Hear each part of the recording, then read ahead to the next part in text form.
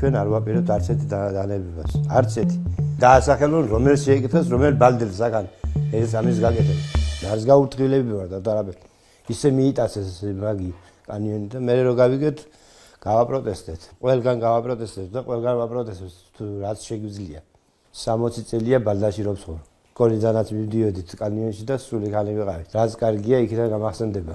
ფულზე არ ყიდით ჩვენაგან ყველაფერი. ჩვენ გვიჩვენია ისე რომ იყოს ხელშეუხებელი. ჩვენი მოთხოვნა ეგია. ჩვენ იყოს იგი ხელშეუხებელი, ერთი რაღაცა გვაქვს და იმასაც რო გვართვენ. დასაქმება ესე იგი მონავიყოთ, მაგათ უნდა რომ ჩვენ ვემსახუროთ სულ და ასე როგორ შეიძლება. ჩვენ ვემსახურებით ოჯახს.